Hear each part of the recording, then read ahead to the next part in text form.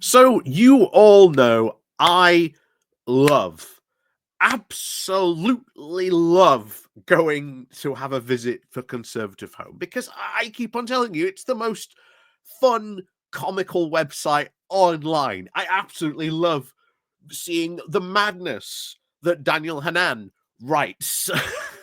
But, we were going to cover that today. However, I am noticing that there is now an increasing, shall we say, other presence coming on this site because all of you know, whenever Daniel Hanan writes something on this website, it is again genius. And honestly, the stuff that he wrote this morning was pretty, quite comically gold, saying that if only voters were realizing that, they were, just so selfish, being greedy, for being paid for staying at home. Oh, if only they would realize it's the pandemic that's still, causing this in 2025, and not, anything to do maybe with Brexit. There's also, still putting our economy in problems, and of course the Ukraine war, and of course when we look across the pond, how come European economies are doing better than us? But that's of course the comic stylings of Daniel Hanan, and of course we've covered many times our favorite T-boy over there, of course Will Atkinson, who bless him is going through some sort of like early midlife conservative crisis. It's fun watching him go through the steps on this. But however, we are slowly and surely uncovering another guy who writes for this called Harry Phibbs. And honestly, it seems like that name was either a joke name or an acronym, because sometimes this guy has written some incredibly stupid stuff. Sometimes you go to a comedy club and there's this like one guy you see, but he only ever appears in this like one comedy club. But when he comes on, it's like really refreshing and it's really funny. And this is what I've got for you today: Harry Phibbs. Again, I am not making it up. That is what Conservative Home says his name is, and that is what we are covering. Because today, Harry, bless him, is going to be talking about tactical voting, about how it gave Labour this landslide, and how, we as Conservatives could come together and create some sort of tactical voting bloc with Reform UK. And as you all may know, I've just done a video about the problems going on in Reform UK that, not all, shall we say, is as good looking as it seems, shall we say. If you, look a little bit closer, you see that the paint is a bit, thin, or, there's some cracks here and there. And I said it in that video that Farage has to keep that momentum going for like the next 4 years to like 2029. I don't think he can when there's already so many problems bubbling up in the Reform UK camp behind the scenes. It doesn't look that good.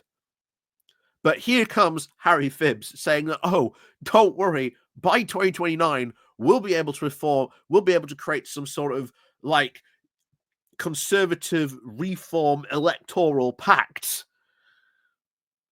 And meanwhile, there's another guy which we'll go over, because I think this is the perfect thing as well to show why this pact isn't going to work either. But before we do go getting into that, please do remember to click on down below. There's the Patreon page, there's the Buy Me Coffee link where you can buy me coffee, there's the YouTube thank you button, and of course there's the Pony Club down below as well. So thank you very much to everyone who does support the channel that way, and of course you can click on the like and the share button as well. As today we go over to Conservative Home to have a look at the comedy stylings of Harry Phibbs. It's just, oh dear me, I love it when we've got, when you realize that you've got this new content gold mine, and Conservative Home is just honestly the mine that just keeps on giving. But here we are, Harry Phibbs with his article on this, saying tactical voting gave Labour a landslide, but it could also prove their undoing. So How will a government cope once their honeymoon period comes to an end? Controversial wisdom, it used to be that a new government could count on an easy popularity for the first 6 months or so. Uh, the electorate would also be sort of full of goodwill and thus be willing to forgive any early lapses. All the comforting cliches would resonate. Give them a chance. They are bound to be teething troubles. Look at all the mess that they've inherited. And yes, there are people doing that, but you've got the right wing press and everyone else jumping in on like the slightest problems, like the whole stuff with like Rachel Reeves.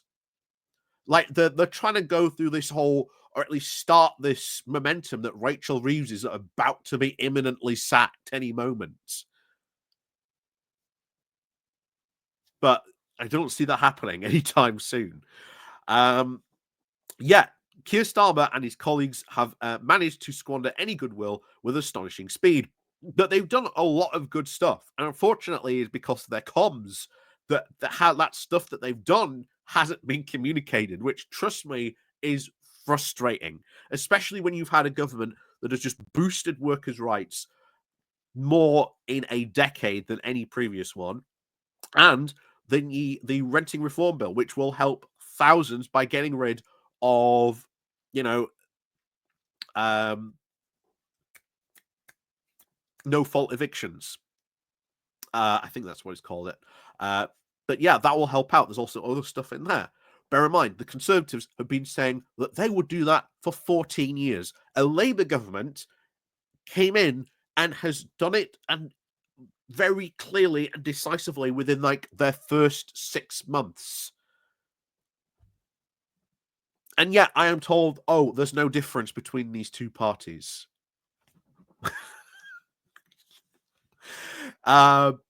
Anyway, it is hard to, of course, see the performance improving.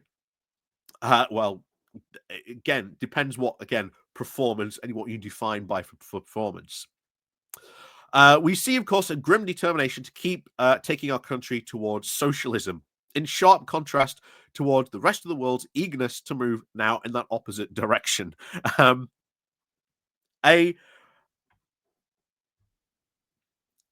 Keir Starmer is not taking us towards socialism. That's one thing. And the rest of the world isn't, shall we say, moving towards socialism either. We're more moving, at least from the rest of the world, depending on what Harry Phibbs thinks the direction the world is going. God, a conversation with this guy would be fascinating. But yeah, again, what direction are they going? Free trade? The world isn't going in the direction of free trade, which the Brexiteers said it would do. It's going in a very opposite direction of a lot of protectionism, defending your own markets, shortening supply lines. But there you go. Anyway, of course, Labour MPs, at least hoping to return, are of course now relying on a split opposition. The Daily Telegraph does report the fears from Downing Street strategists, the Reform UK, and of course the Conservatives will agree to an electoral pact. Good luck. Good luck getting Reform UK and the Conservatives to agree to an electoral pact. Because what policies are they going to agree on? And where are they going to, stand on that? And bear in mind, what about a lot of the Conservatives who left the Conservative Party, who did not vote for the Conservative Party because they disagree with the direction that the party has been going in an even more far-right direction?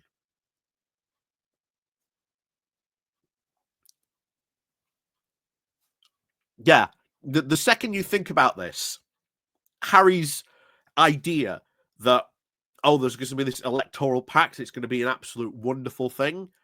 Oh no, that would fall apart incredibly quickly. Incredibly quickly. So the logic behind this is solid enough.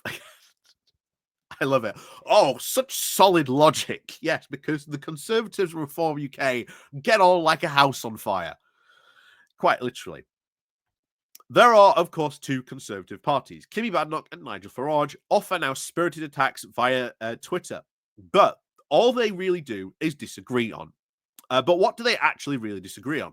Ukraine seems to be the only important one that really comes to mind. There are a lot of differences. Like I say, the Conservative Party is not a monolith. There has been many, many disagreements within the party that are still there. The only reason that they haven't surfaced again is because Badnoch has not come out to say where she's going to stand on all these policies. And then once she does, that's where, once again, the cracks are going to sort of be ripped open wider than the Grand Canyon. But Badnoch has been very, of course, clear that at least victory of Ukraine is both a moral imperative and essential to our own security. Farage has, to put it kindly, been less empathetic on such points, but that war may very well have ended before our next general election. So his whole thing is, oh, don't worry. The only thing they really disagree on is Ukraine, and that'll be over by the time of the next general election. Again, I'd hope so too, Harry. I am sort of optimistic about the sort of the coming year. I do hope the war does end in hopefully a very good turn for Ukraine. However, there's more. Badnoch and Farage disagree on so much more, and again, it's not just Farage you have to please. There's the rest of the Conservative Party. There's all those Conservative Party members that are not on board becoming more right wing, which ultimately is what Kimi Badnoch would have to go in that direction. How does this pact actually happen? And then if you do this pact, how do you know that all your fellow Conservatives are going to go through with that pact? Because it doesn't seem like they are very interested in that. Anyway, yeah, a Conservative reform UK pact and an election is not a realistic scenario. At least I'm glad he admits that. Such an agreement would, of course, require not only a majority support in each party, but now a broad consensus. And again, as I pointed out, there is no broad consensus from that. There is no majority support from that in the party either. There is, of course, no prospect for such a thing coming about. Does that mean, of course, Labour can relax and continue their destruction of the country's economic and social fabric with cherry aplomb? I love it. A Labour government's only been in 6 months-ish at this point, but, they're destroying the economic and social fabric of the country.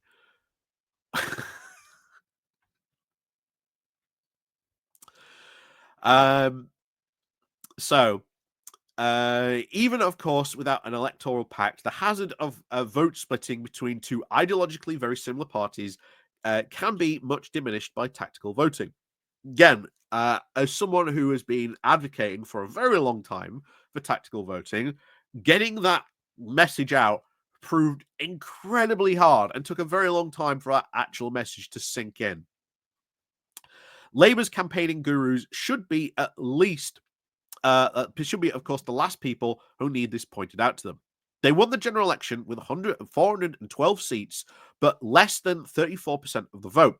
The Lib Dems zoomed to 72 seats with just 12% of the vote. Time for a change was their rallying cry as the Labour and Lib Dem supporters swapped votes with each other on a massive scale. But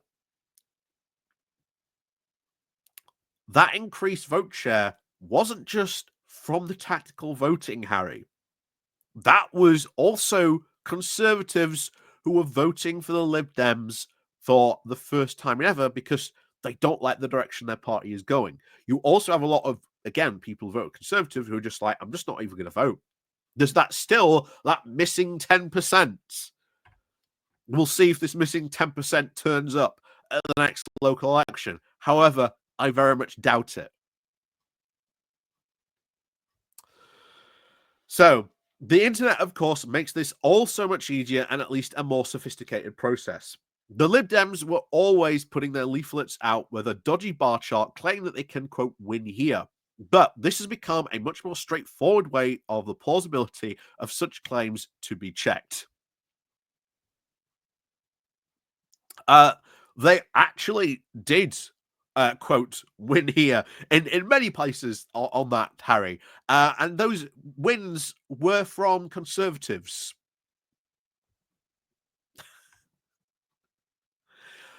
So, we've also seen plenty of opinion polls recently showing that Labour, the Conservatives, and Lib Dems bunched around now the mid-20s. There was, of course, one released just after Christmas from More in Common, which caught my attention. It had the Conservatives on 26, Labour on 25, Reform UK on 21, and some polls since then have seen Reform doing a bit better. This one suggested that it would gain at least 67 seats and have a total of 72. So it's 72 in total. But what was interesting was that those were, quote, projected gains would be, as a sample polled 8,000 rather than usual 2,000. The pollsters felt able to indulge us with a multi-level regression and post-stratification model, including the results in individual constituencies. So, again, lots are going to be change in this between, and bear in mind, the next general election. I think people trying to predict the next general election now is pretty dumb, if I'm honest. Because the next general election is going to be in 2029. What is going to be the difference between where we are now and then, like, going into, we are like the end of 2028 going into 2029. What will have changed? What stuff will have kicked in? What Labour policies will have happened? Will have inflation go down? What about the war in Ukraine coming to an end? All these different things that will fundamentally change the game, change the voting landscape. So while you can go, well, look how good Reform would do based on this, I think Reform are more running on empty than people think. So, all, of course, Reform's UK Reform's hypothetical gains will show up as being from Labour. Furthermore, often in what are called safe Labour seats, where they'd easily withstand even the Boris tsunami, washed away by the Red Wall in 2019. Ed Miliband would be out. Reform would be gaining Doncaster North. Angela Rayner would be gone. Yvette Cooper, Bridget Phillipson, and John Healey all out. But those responding to a poll might not have given due consideration to, of course, tactical voting, which might well occur to them in an intensity of a general election campaign. So the losses to the Labour might be even higher. And again, you are theorizing that there is going to be, on the right, a tactical voting campaign materialize. Bear in mind, we'll see in a moment, your average Reform voter does not want to vote for the Conservatives, full stop, even if it means getting rid of a Labour MP. Anyway, he continues. The poll had Pat McFadden, the Chancellor of the Duchy of Lancaster, clinging on just in Wolverhampton himself. Lisa Natalie, the Culture Secretary, surviving Wigan, but both narrowly just ahead of Reform UK. There are plenty of others in such safe Labour territory, such as Gateshead and Hull. But what if the Conservatives in such constituencies voted tactically? Well, considering you can end up with someone as good as Nigel Farage or even Richard Trice, who have barely even turned up to their constituencies, I'm sure they would love having that.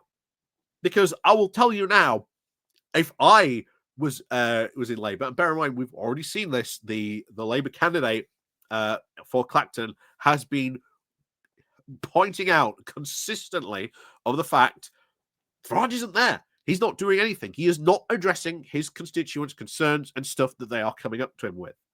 He just isn't there. And bear in mind, you'd think he should be taking a lesson from Lee Anderson, who, after being booted out of the Conservatives and had all these polls showing that he was about to lose his seat, went completely off the radar and started doing a lot of local constituency work, saying, oh, look, here I am, look, here I am. And guess what? He won based on him doing that. Will Farage be able to do the same thing? Probably not. Probably not. So, all the readers will, of course, remember the advertising slogan for Heineken, which claimed that it, quote, refreshes those parts that other beers cannot reach. Reform does appear to have been capable of reaching some Labour voters who could never bring themselves to vote Conservative.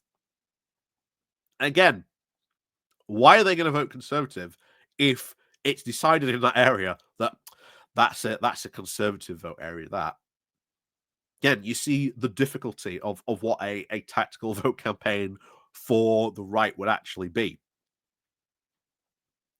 But there are also plenty of seats where Labour is, of course, projected in a poll to have a narrow lead, at least over the Conservatives, and Reform UK has no chance. Finchley and Golders Green has Labour holding on by 2.3, Hitchin by 4.6, Kensington and Bayswater by 7%, Macclesfield by 2.9, and of course Milton Keynes North by 4.3. Then we have the seats where the Lib Dems are currently projected to win, but with the Conservatives in close second place. These examples include North Norfolk, South Cotswold, South Devon, South Mutts and Mills, Cambridge, Stratford-on-Avon, Sutton and Cheltenham, and Tunbridge Wells. And of course, that is predicated on this belief that we can come back and we can reclaim and win all these seats. There is a lot of Conservative arrogance going on in and around those seats, that especially they lost to the Lib Dems. How are you going to win all those voters back who went and voted for the Lib Dems in those seats? I don't see that, Harry. I don't see that happening at all. But if the prevailing mood is to remove a Labour government, then, of course, the Lib Dems will, of course, be in a very tricky position. They will, of course, want to retain tactical votes from Labour supporters, and they will certainly want to retain the option of a coalition with Labour if there is a hung parliament. But this also leaves the message that to throw out Labour, we must also throw out the Lib Dems. And again, what about all those Conservatives that went and voted for the Lib Dems? Like I say, you look at the local elections that are coming up, I think the Lib Dems are going to win quite a lot of seats. And the Conservatives are just going to ignore that fact. But we'll see what happens when those roll around. Naturally, of course, the position in the polls will, of course, shift. There is one, of course, from YouGov in the Times this morning, which has Labour at least on 26%, Reform on 25%, and the Conservatives on 22%. And I do suspect the general trend during this Parliament will be that Labour will continue to lose support, and for the Conservatives and Reform to now share the proceeds. Who knows? Again, what about the Lib Dems? You mentioned, again, you mentioned the Lib Dems, but you ignore the Lib Dems when it's convenient. You talk about them when you want to, but ignore them when it's not convenient. I'd be very interested to see what that Times was poll that put the Lib Dems on. And of course, you don't know. What if Labour turns everything around in the next year or so? Could happen. Could happen.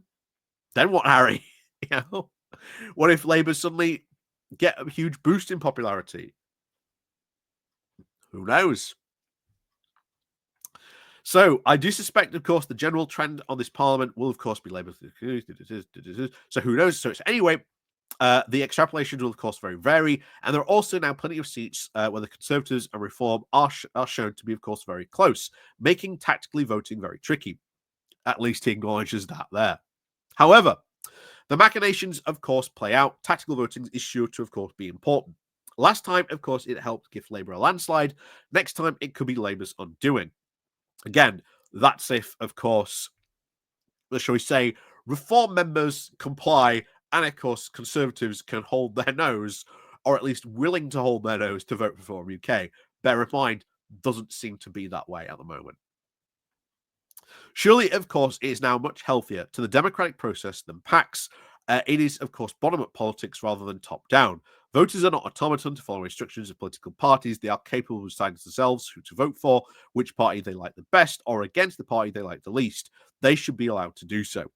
And, of course, now we go on to a Reform voter who showed up to say otherwise. So, the only circumstances which under I, as a boots-on-the-ground Reform voter, would welcome a pact is if it were likely to produce a Reform majority with Tory opposition.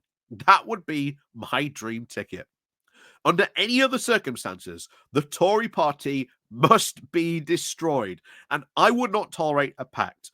The Tories are the the party of the betrayers and the betrayers of Thatcher. I am part nostalgic, part vengeful towards them. I am pretty sure that the majority of it, that is the majority opinion in Reform. Farage and Reform are going for the win. And since the budget, one way or another, I'm certain that they will get it.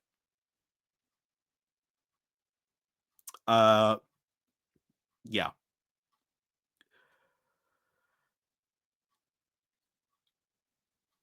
Good, that's your average Reform voter right there saying, I ain't gonna go into a pact. I ain't gonna vote tactically. And anyone who last election was involved in trying to sort of get people to vote tactically, getting this message out. If you vote tactically, you could have got rid of the Tories a long time ago. Will know and tell you how hard and difficult it is to get that message through. So we'll see, but I don't see this happening anytime soon. But once again, that is Harry. Bear in mind that seems to be his normal modus operandi to try and sort of sanitize Reform, or at least sanitize the idea of Conservatives working with Reform. That is most of the stuff that he has done and the stories that he's written in the past. And like I say, I find Harry Phibbs rather hysterical, to be honest. And from a Conservative home point of view, he's very refreshing. Like I say, I looked at the Daniel Hannan one, and bar his bizarre quote saying that people were just too greedy and lazy for staying at home during COVID. Yeah, I thought we'd go with Harry instead. But I hope you've enjoyed that. Like I say, if you have, click the like, click the share button. Like I say, down below, Patreon page, one affination link called Buy Me Coffee. We can all buy me coffee, YouTube thank you button, and of course, as always, there's the Pony Club down below as well. So until then, we'll see you all next time.